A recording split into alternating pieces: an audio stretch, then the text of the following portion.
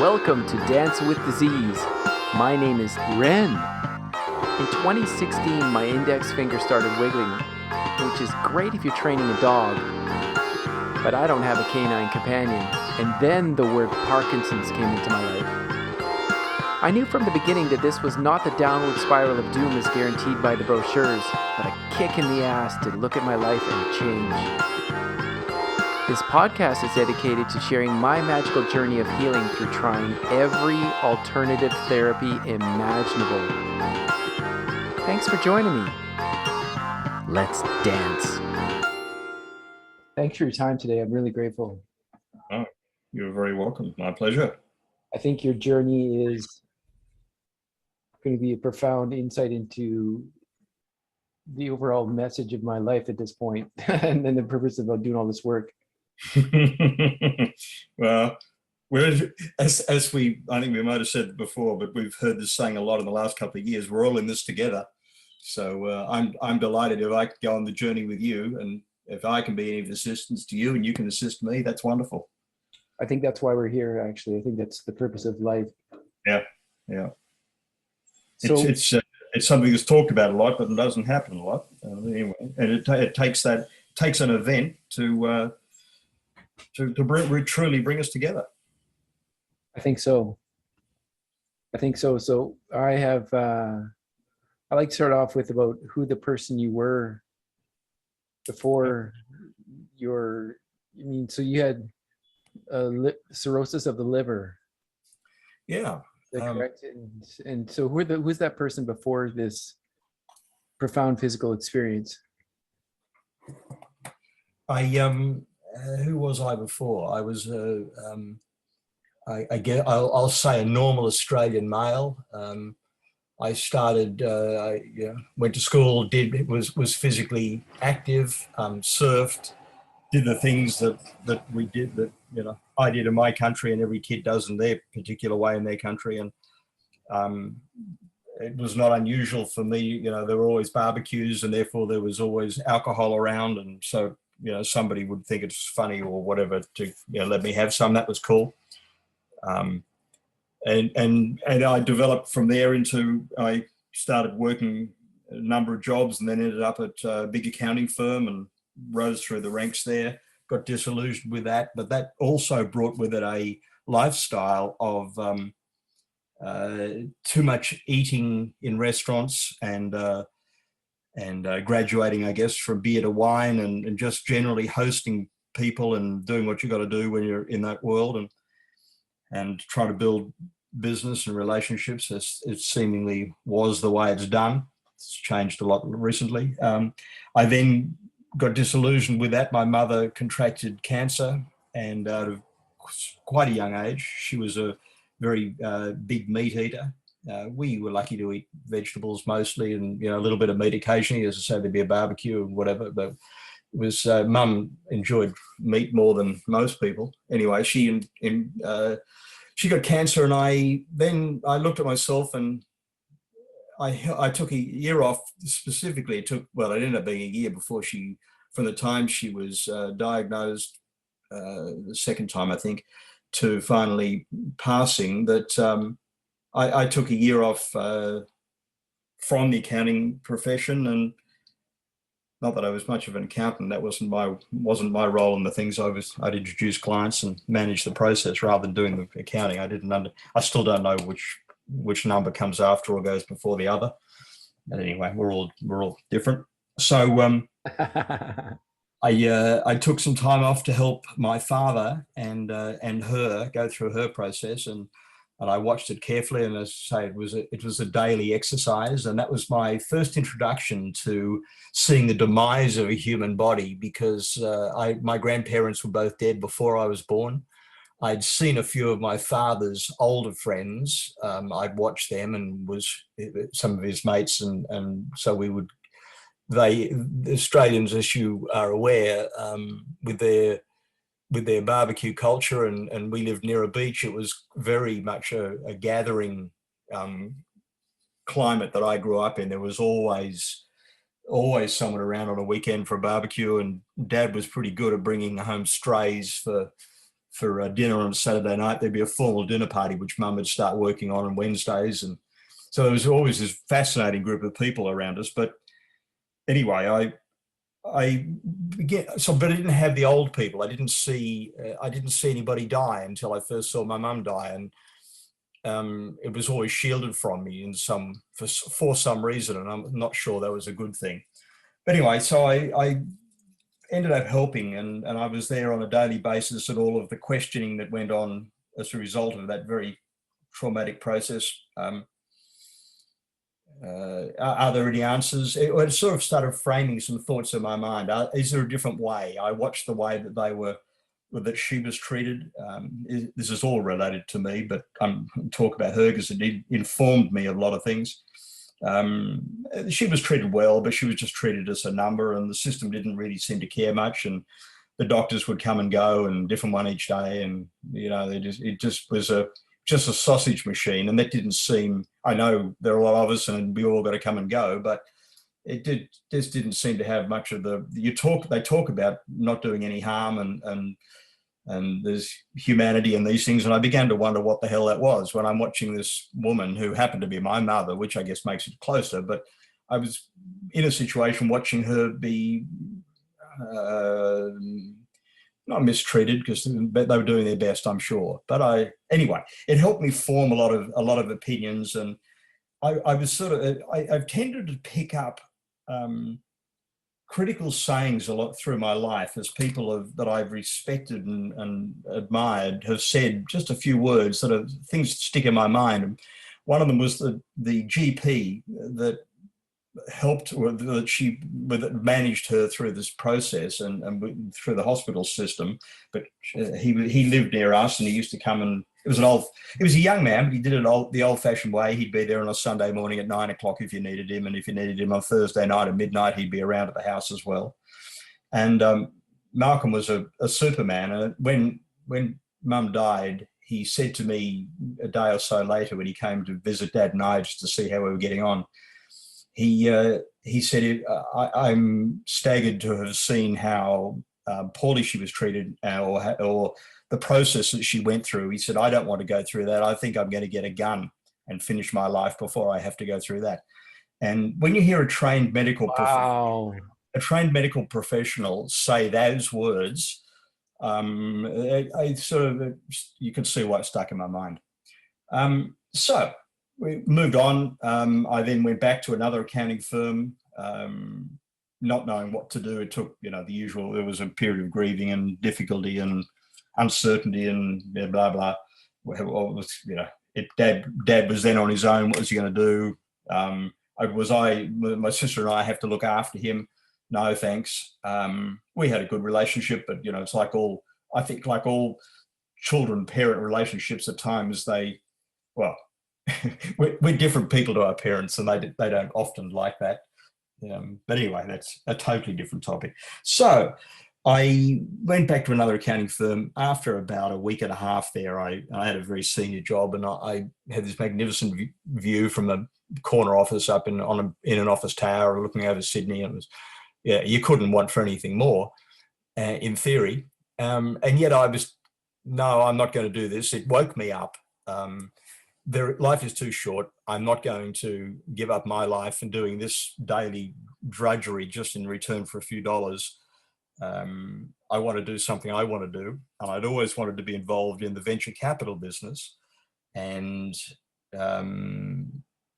helping small companies find finance, use my expertise to connect them with people and see if I could, and help them grow to the next stage where they'd be passed on to, maybe some bigger funders or into a public market or whatever happens. So I rang a few people and I said, I want to get involved in the business. And there was a conference at that stage. I rang the conference organizer. He said, sorry, Peter, it's booked out. There's no room. But if you'd like to come, and I rang him back several times, and I've been a bit of a tenacious fellow.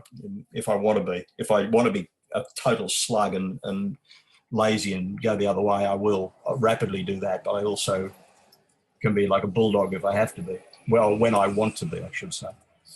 Not when I have to be. That's when I go the other way. Don't tell me to do something because I'll do the opposite. Um, it's a really, darling, don't work too hard in the garden. Okay, the garden's just been repaired, darling, but you're not meant to work hard. I know, but you told me not to. Oh, that resonates as truth, my friend. That's right, exactly. It's quite fun. So anyway, I rang a few people, and at this conference, I rang the guy back again, and he said, "Look, there isn't any room, but if you'd like to come in, we'll give you a chair, and you can sit there and listen." Turns out when I got there wasn't a chair, so I sat on the floor. By this stage, and this is pretty stupid, I'm a very senior person in an international accounting firm, sitting on the floor in front of all these executives, big wigs, supposed, important people. Anyway, they were listening to some of these interesting guys talking on a stage, and I'm sitting on the floor. It happened that I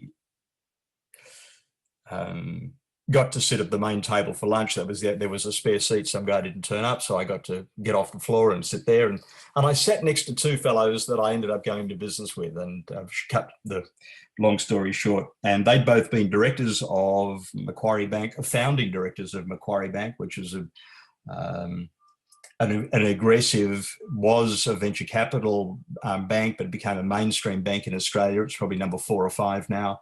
It's been famous for buying infrastructure projects all over the world. They buy highways and bridges, toll roads, and those sorts of things. They like things that have an income with them, and they are able to raise a lot of money. The high net worth individuals tend to bank with them. They've provided private services for them. So two of these guys were sitting there listening. They knew the speakers, and they were along just they had nothing to do. I think they weren't playing golf that day. It might have been raining.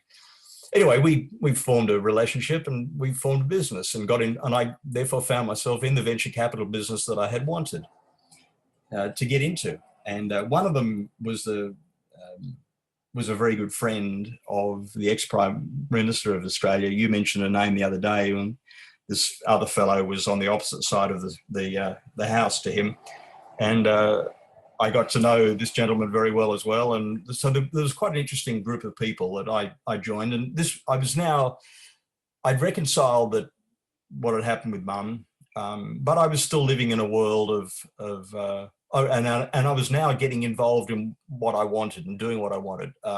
Went from an enormous salary to zero, had to support myself, and that wasn't easy. We all went back to the very beginning again, although the other two had some substantial assets, which made it easier, and they shared some of that with me, some of the income, to make sure that I was able to survive. But it still came down to living off credit cards for a couple of years until we could get the thing off the ground. So it was interesting to go from a comfortable position back to nothing. I won't say it's humbling, because it wasn't humbling. It was just another wonderful chapter in the journey, and it taught me a great deal. I was never fearful of this. It was just something you've got to do. But it showed me what an entrepreneur is all about, and showed me the inner strength that these people, that an entrepreneur has got. I knew I'd had it in me. You have it in you. And anybody that's been through that, and therefore I admire people. It really, I guess I've always been admiring people who can get off their bum and get on with something, often with nothing, but they just keep on going. And if you do that, it's amazing how there are other people around you who will ultimately come to you and with you along the journey, and you'll achieve what it is you want. So beautiful, well said. It works. It really works. Visualization is a powerful thing, and it happens. But anyway, so I'm now back in the business of doing what I want to do. Venture capital meant a lot of traveling. Firstly, around Australia, we raised a couple of $100 million for a fund, and spent it. I was the chief investment officer. We spent it on junior little companies, or sometimes just ideas out of universities, and somebody they wanted. Universities at this point, this is probably 25 years ago, maybe a bit more, they hadn't quite got to the point of commercializing things that were invented in laboratories or in the halls of academia. They're now very good at it, but at that point they needed a lot of external help to get it going. And so anyway, it meant I was traveling around Australia a great deal, and again, too many boozy lunches and dinners and times in hotels and aeroplane flights and whatever. I was single most of this time because I didn't have, frankly hadn't met the person that I wanted to spend any time with. The, the, the, the people that I was supposedly bred to be attracted to were not attractive to me. They were false and not, they were dependents rather than contributors, in my view, and most of the ones that I'd met. Interesting. And which, I, it's a common theme that goes through. And so then the next step is with the mining market started recovering, and we decided we'd get involved in the venture capital business, but in the mining sector. And we had some mates at that time who had been long-term investors in the mining business. So buying leases off prospectors or buying established resources in the ground from companies that wanted to sell them, either small companies that needed to sell something or a major company, major corporation that they often will find deposits and projects and that they're too small for them to actually at that point to develop, because they need elephants. They've got such big businesses that they need to feed the machinery elephants rather than mice, and therefore they put these projects on the shelf. And it was a perfect picking ground for us to go and find good projects. And that led me, the next step of that was formative, because these gentlemen I was working with, Jim and Mal, they at this stage were getting into their mid-60s, I guess, and they had all the relationships, but they'd done their traveling, they'd done their bit around the world. And so they were happy just to sit in their boats and go to the golf course. So I put my hand up, and it didn't take long for them to say, well, you're the one doing the traveling, since you're the keen new boy. So I started traveling around the world, and it began, again, all of this leading. So what was I before this happened? What happened to me was a direct result of my lifestyle. I was eating, I was living in aeroplanes. I was eating junk food and drinking too much. And so a fairly common and not an unusual thing for people that are moving around, and certainly in the circles I was working in. If I'd go to a mine site in the middle of South Africa, there's nothing to do on any night you're there. So someone would always put the barbecue on. There'd be some local game that had been caught, and that would be barbecued. Someone would bring out a slab of beers, and there'd be a couple of bottles of wine, and whether it was there or in Borneo in the jungle in northern Indonesia, or it didn't matter where. And then back on an aeroplane, and the first thing, you're so damn tired and jet lagged that the next thing you do is then you have a few beers or a couple of glasses of wine and go to sleep. But you shouldn't, or lots and lots of compounding things that I shouldn't have been doing. But the experiences that I gained and the people I met and the things I saw and the determination, again, back to the same, this determination that I saw in some of these men particularly, but some women in that business. There were a few very good female geologists that had exhibited exactly the same traits. These guys would start with nothing, go out in the middle of the Northwest Territories here in Canada, for instance, and just peg some ground and kick some rocks and do some analysis and say, well, we're going to start exploring for something in the middle of nowhere. The big Canadian diamond mines now were literally discovered by a woman, actually. And she happened to be the daughter of the most famous diamond geologist in the world, but she did it on her own on this occasion. And so I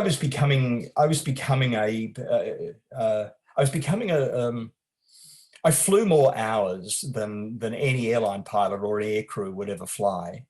I spent too much time, therefore, I guess, in the radiation in the sky. I lived in hotels too much time. I was not able to have a regular, stable diet of food that I should have been eating because it was whatever was available, or I felt like I didn't even, actually, frankly, I wasn't conscious of which is part of the gratitude story we come to, but I wasn't conscious of needing to fuel my body in a better way. It was always just what was even in front of me at the time. And which that I regret, and is something I would change could I go back, but I try not to regret anything. But I can't go back, but I can do what I can do today and going forward. And anyway, my you'll get some feeling from this, my monthly activity. Oh, and during that time, I then met somebody who was my wife, my first wife. You'll understand why the relationship didn't last for too long. She was a very capable lady and exhibited many of the traits that I thought I was looking for. And anyway, she. So I would leave Sydney early in the morning. I'd fly to Perth, go and see, because Perth being being the real mining centre of Australia, or the financial side of it. I'd be there a day or two, see some people, then fly to South Africa, go to Johannesburg, go around South Africa. Then I would go to Zimbabwe, spend time in Harare and areas. We ended up buying some gold mines in Zimbabwe. Tough bunch of fellows, the South Africans, or the native Zimbabweans, amazing Rhodesians, as they would rather be called. Anyway, I would then leave Harare and fly to London. From London, I'd go to somewhere in Europe, possibly, or then I would head off to Toronto, Calgary, Vancouver, see people here, and Calgary and Toronto. I would then fly from here. There was no direct flight to Australia. I had to go to Los Angeles, change planes, and then fly to Sydney. And I would do that every month for about 15 years, just on 20 years. With multiple side trips during that time. If I came back, I would, you see why the relationship couldn't last. I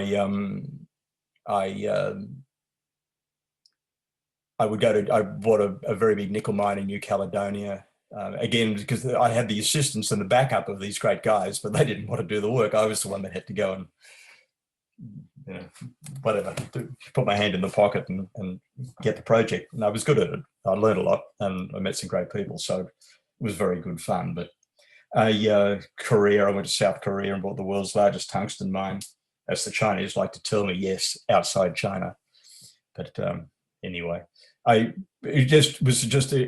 best friend's name was Mr. Jetlag, and he was a real nuisance. He really was. He made a stable life and rational processes impossible, except I had to function and be able to still do these transactions and pass the message in a sensible way back to the home base, so the finances and things could be organized and the projects would move forward. But so what was your emotional stability like? My emotional stability was pretty good. No, I was emotionally pretty good. I was fine, and I wasn't conscious. Now I look back on it, I wasn't conscious of the damage I was doing to myself. The human body is incredibly resilient until it's not, and that's a failing we have in the human body, I think. And that's only when we have these life-threatening or truly life-changing moments that we wake up and say, hang on a minute, what's going on here? Why did, hang on, couldn't I have done this better? Or not? I don't know, and there's some things you can and some things you can't. And anyway, no, I was emotionally quite stable, but I was somewhat comatose because of the jet lag.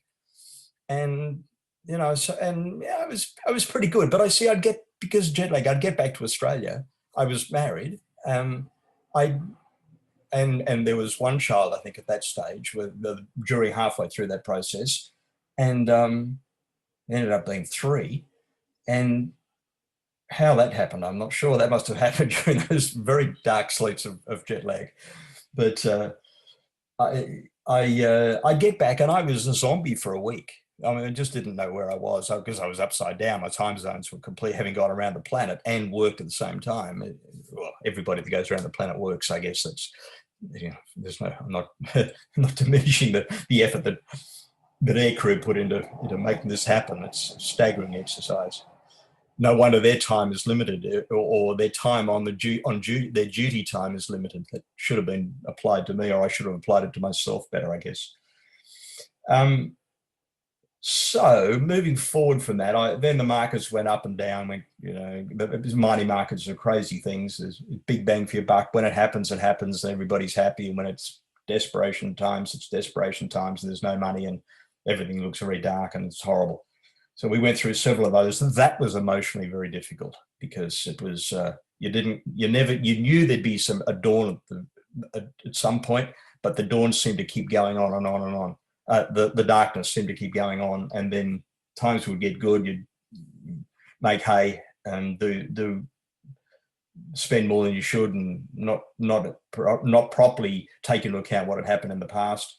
Again, a bit like the human body activity, I guess. It's very hard to change and make a fundamental difference to your life. But anyway, I was invited to come to Canada. By a friend 10 years, 15 years, 12 years, 15 years ago now, let's call it. And next day, he said to me after I got here, we're opening an investment bank in the mining business and to help the Canadian and Australian mining sectors. And he said, we're going to China. We went to China. I had doubts about why, but anyway, I went, and that's where I then met my wife today. We've been married for a long time now, and she walked into the room, and I looked across the room and I saw this woman, and I said, that's the woman I'm going to spend the rest of my life with, without having met Awesome. her.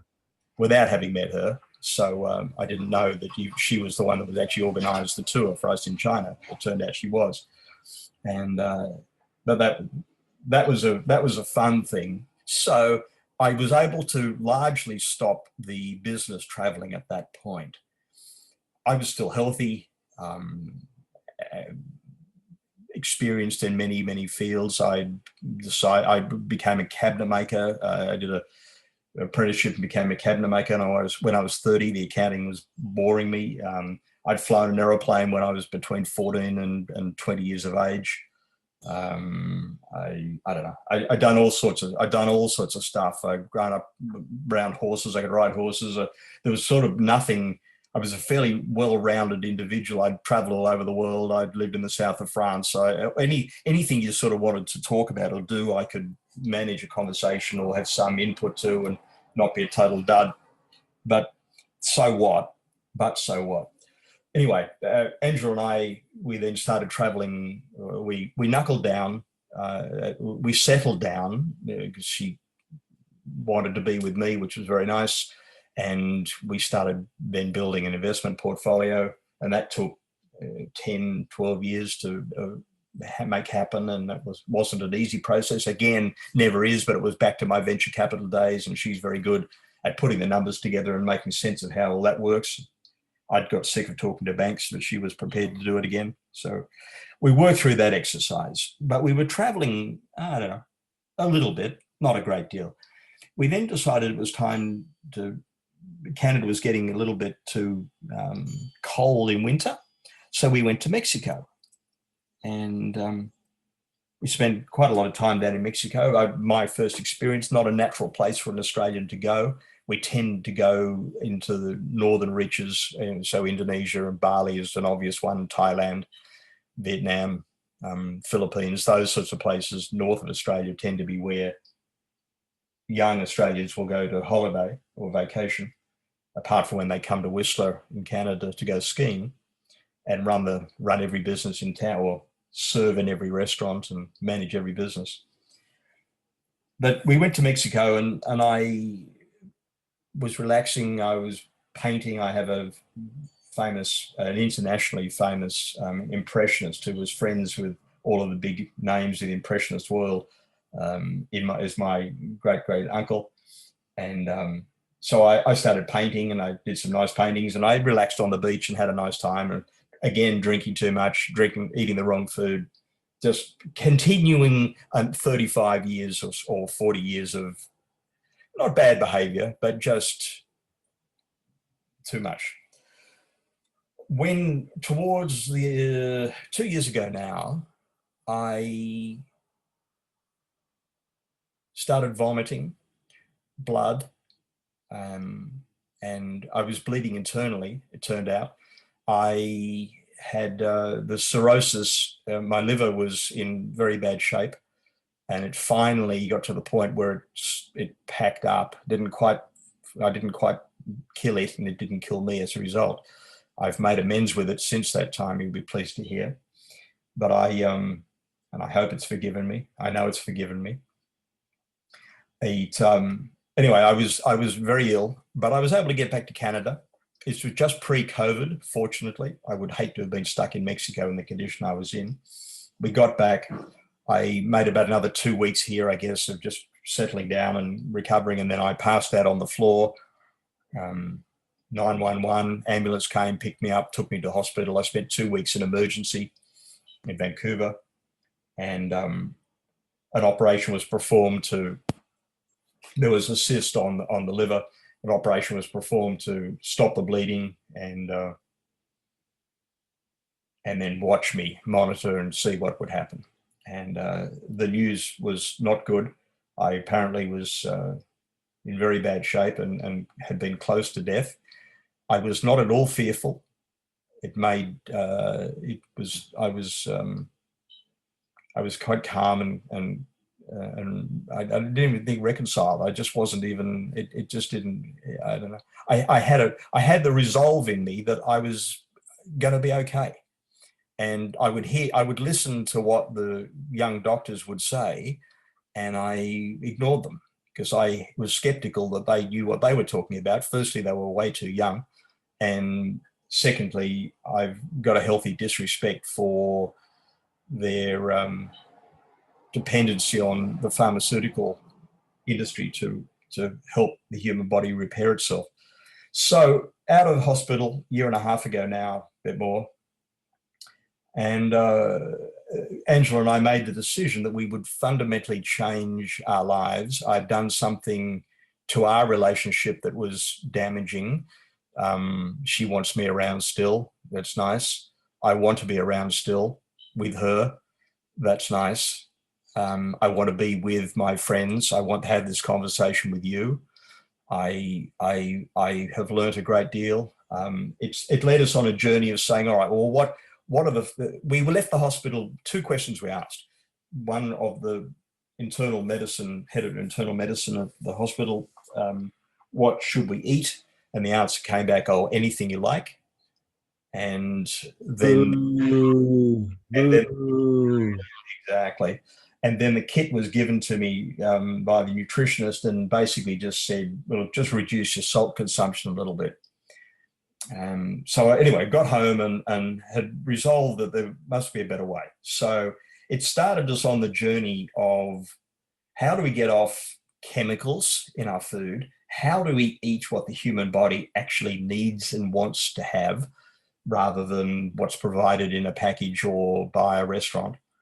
And it was a very interesting journey that resulted in whole food, plant-based, organic living. And so organic because there's no chemicals, which is basically back to petroleum. Another topic for another day, the damage that turning oil into gasoline and then chemicals has done to the planet is pretty profound. We're seeing it happening, but it's been a major shift in the world. It's not good for us and it's not good for the world.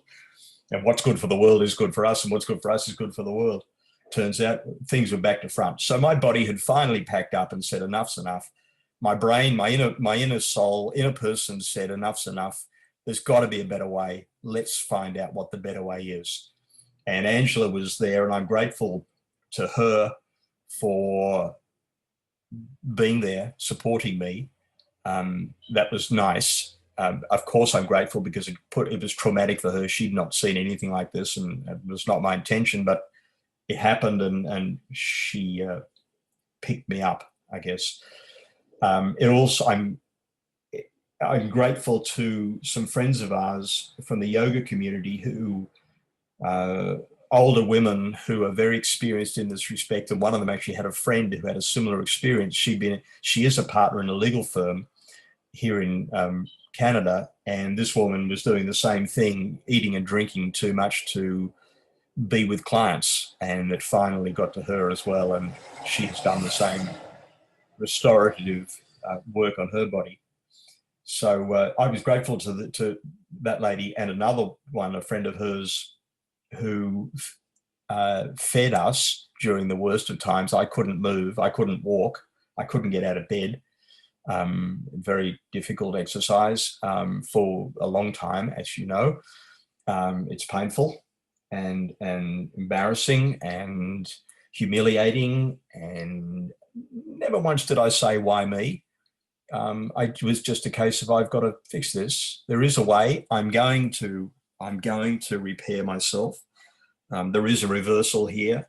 I was encouraged by and I would have been regardless, but I was encouraged by the fact that the liver, with sufficient care and looking after it, giving the rest of the body what it needs, and taking the load off reducing its load and need to work so hard, the liver will largely repair itself to a stable functioning level.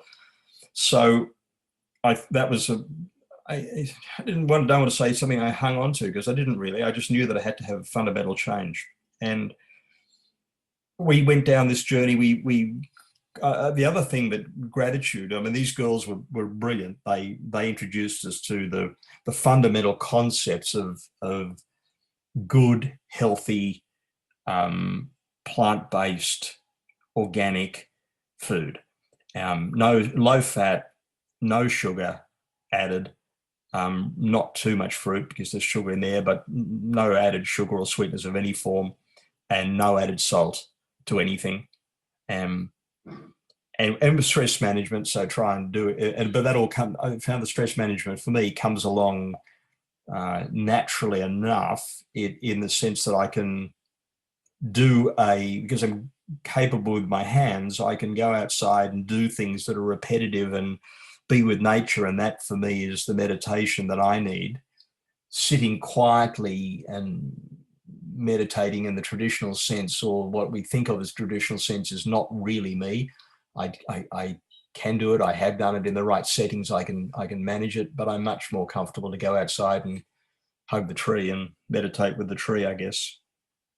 But anyway, these girls opened up the window a little bit by giving some fundamental principles, and for them, I've expressed it to them many times, I'm fundamentally grateful. They made a big difference. It meant we changed the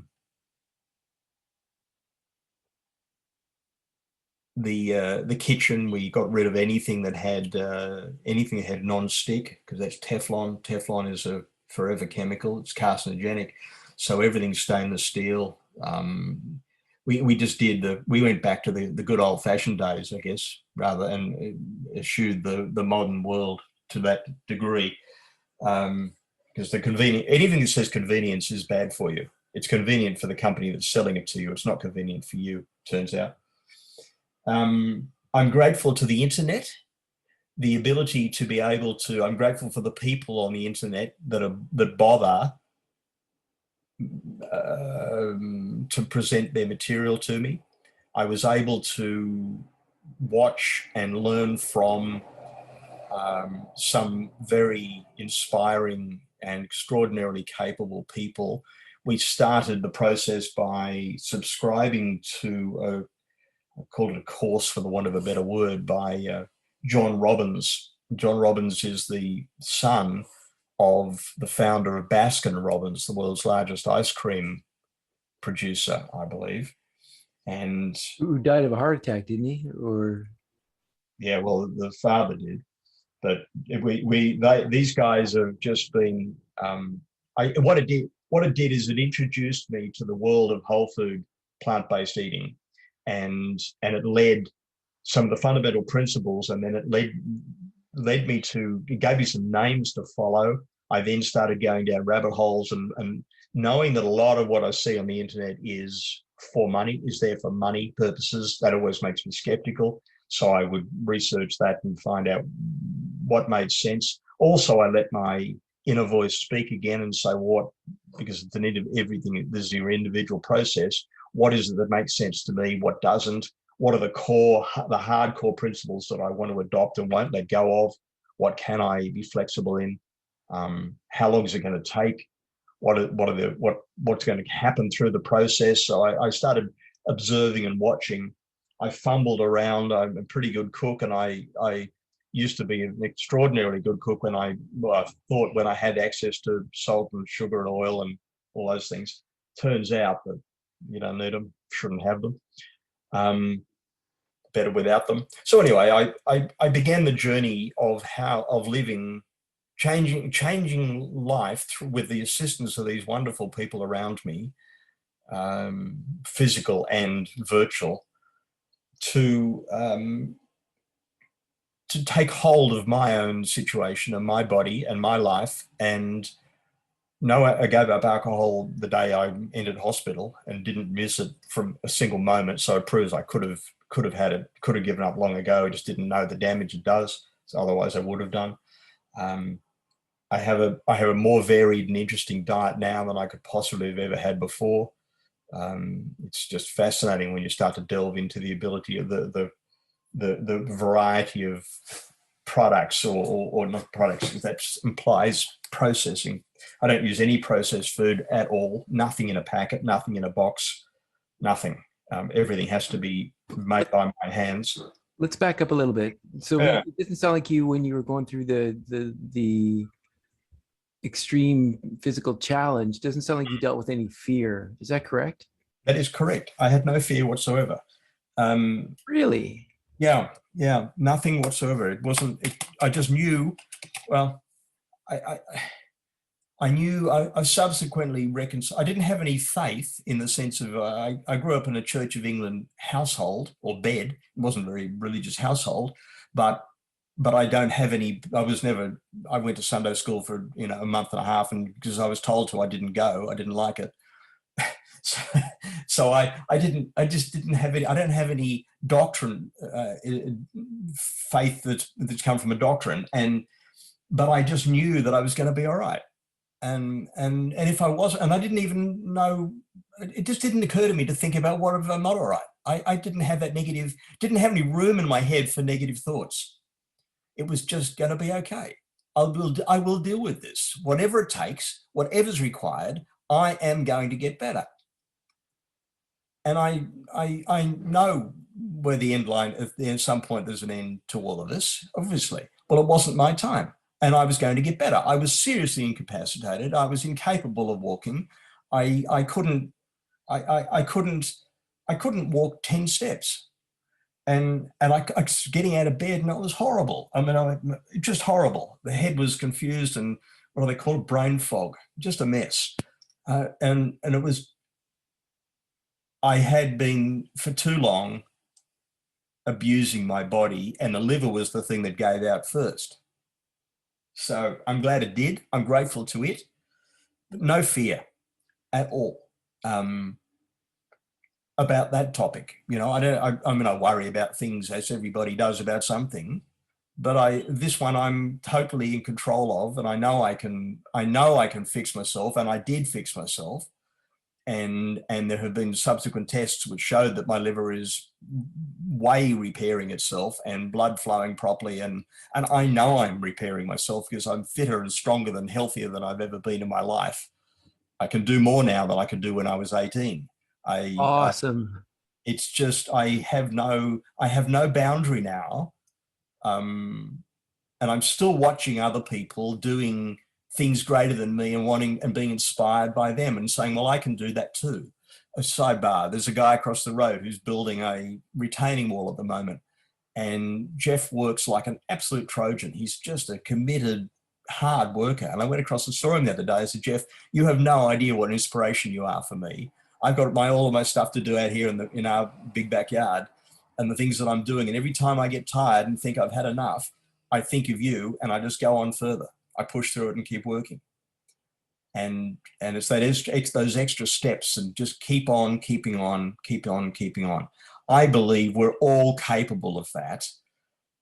I'll step back a little bit. My first wife used to be very jealous of me being able to do anything. And I'll use those words, and it's not arrogance, but I have an ability to do anything. If you needed me to back a semi-trailer up a narrow laneway, I could work out how to do it. Might take me half an hour, but I'll work out how to do it. Where she would say, I can't possibly do that, and she'd walk away. You want me to, I don't know, anything, I can do it. And she didn't have that. And she was jealous of the fact that I had this ability to do anything.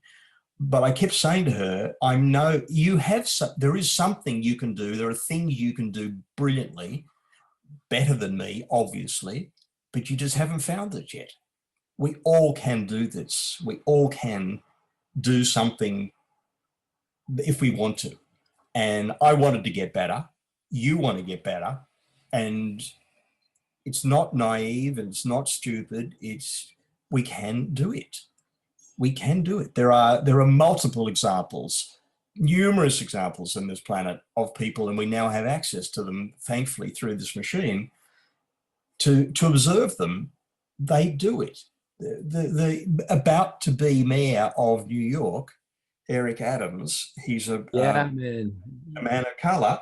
He cured his diabetes. He went home, typed after he was told he was going to have amputations and blindness and all the things, he typed into his computer, reversing diabetes. Within weeks of going on a whole food, plant-based organic diet, he started to improve. He now, 5 years later, within 2 years, but he now has no diabetes. You don't need to have diabetes. You can get rid of it. Fix the diet. No compromise, 100% fix it. The body is where science, forget science. We're in a funny world of science. To see that word thrown around everywhere. We're at a point of understanding, which I think many of the native groups had, and the knowledge has been lost.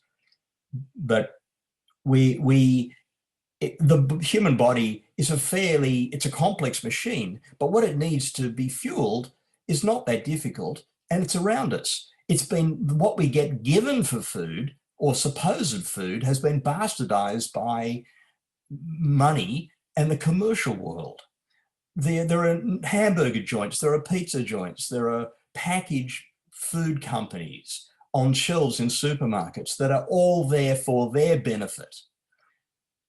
You should own shares in those companies to benefit from them if you have such a mindset. I find it a bit difficult to think of owning shares in companies that are killing people, but still, that's another topic. But they're not interested. They're putting sugar and salt and oil in these things because it's cheap for them to do. They're using palm oil, which is destroying Indonesia.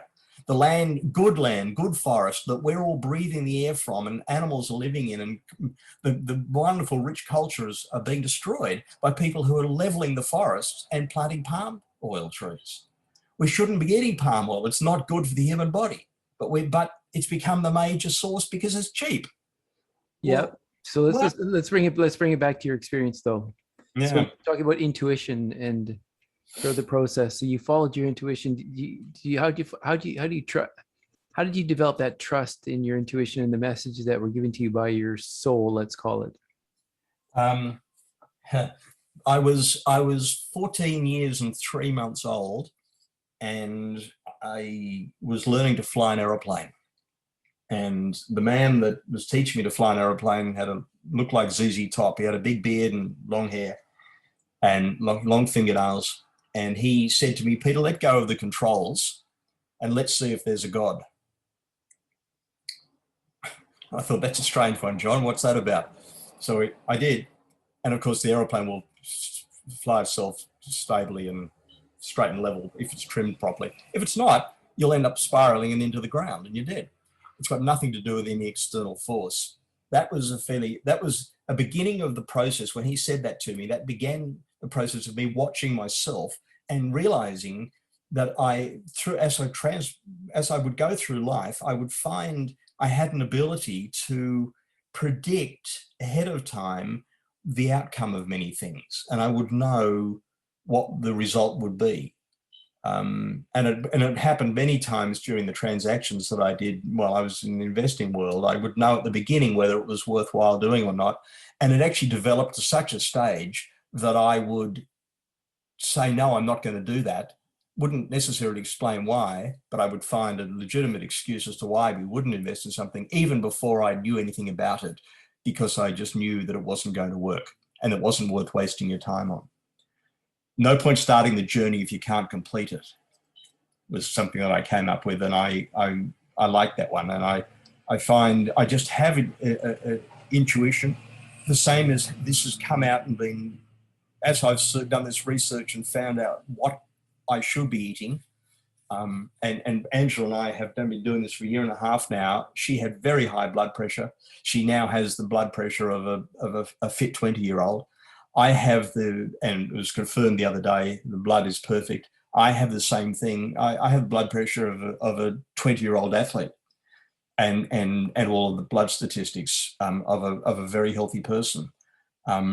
Doing what we do, I did the research. I knew which rabbit hole to go down. No, I didn't. Some I would go down, but I knew it was a dead end, so I'd listen anyway. There might have been one little coin that you'd pick up and say, oh, that's interesting. Follow that one. I'll pay attention to that. I'll write it down and research later. Come back. How do I apply that in the daily life? How do I fit into our eating patterns and what we do over a day and a week and a month? How do I do these things that have been talked about? No miracle cures here, just good, simple, basic stuff. But I don't know. I was just able to. I just seem to have that intuition, and again, borne out by the way that I saw it and knew that I wanted to live with this woman. You know, I didn't know her in the middle of nowhere, in the middle of another country, and in a strange, beautiful hotel, but strange place. And this person walked into the room, and that turned out the one. Awesome. So then, so now that you've gone through this transformational experience, who's Peter become, and how has life shifted and changed, and what have you changed in yourself other than diet?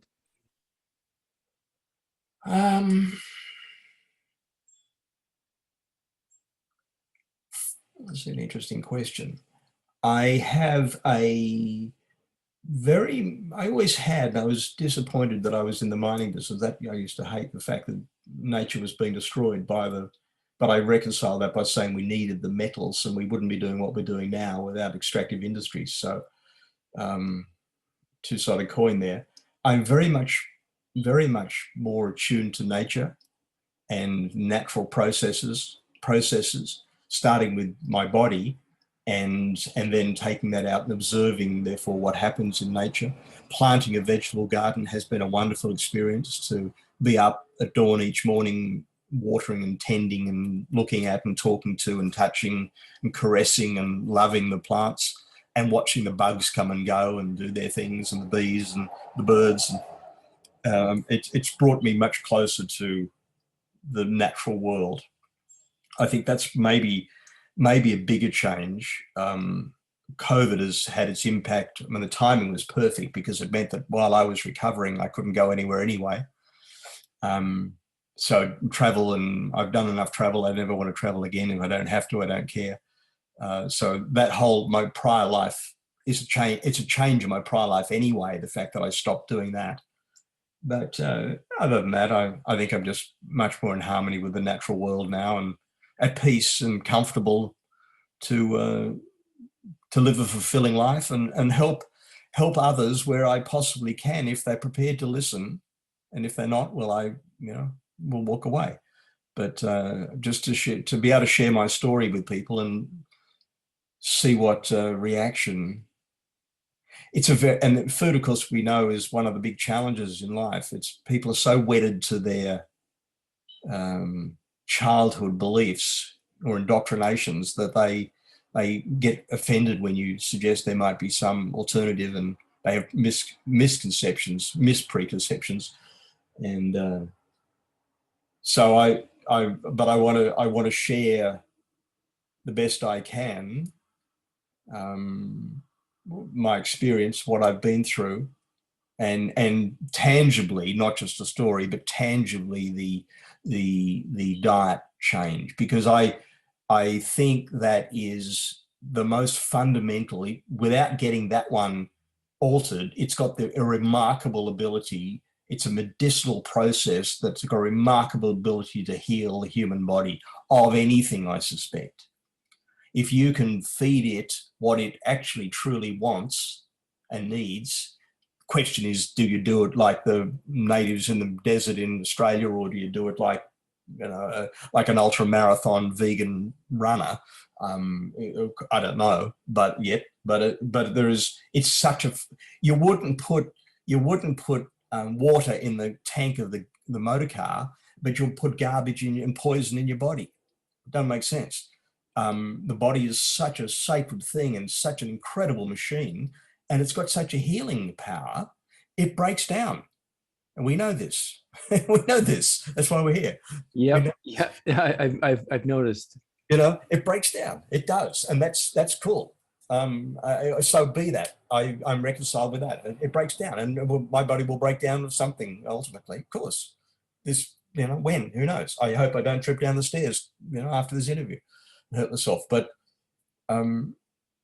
I think it can ameliorate a good diet, a sensible diet that doesn't. You've got to stop taking in chemicals. Has got to be a good start. Why give the body chemicals if it doesn't need them? That's got to be a good start. That's done through organic food. Eat a great variety of colors and mixtures of things, whichever ones, many of them, seeds and nuts and grains and a little bit of this and a little bit of that, and give it all the things. Why are all those things there?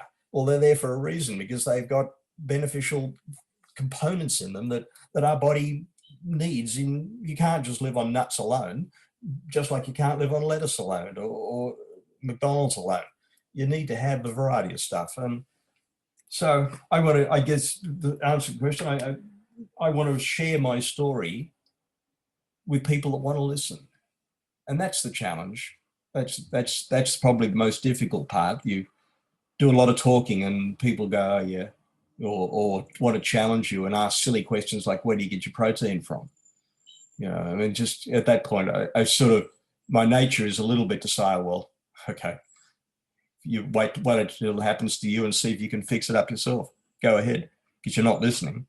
It's a stupid question. Here's a question I have. Of your contemporaries in the globe-trotting mining world, has anybody else had physical, profound moments as well? Well, yes, but I've not been in touch with all of them. Understandably, they do different. They have many of them live in very strange and weird places. But they all at some point. Now that I reflect upon that, many of them had illnesses because of the lifestyle. Oh, and the other thing that comes with that industry, of course, and many people in our society are subjected to this, is exposure to chemicals. Where I was around mine sites, there were always explosives and solvents and oils, and so you're in a place where you're exposed to these things that prior generations would not have been, and then eating food with all sorts of miracle chemicals put on them, like glyphosate, Roundup, and these things, Agent Orange, another word for it, Vietnam. And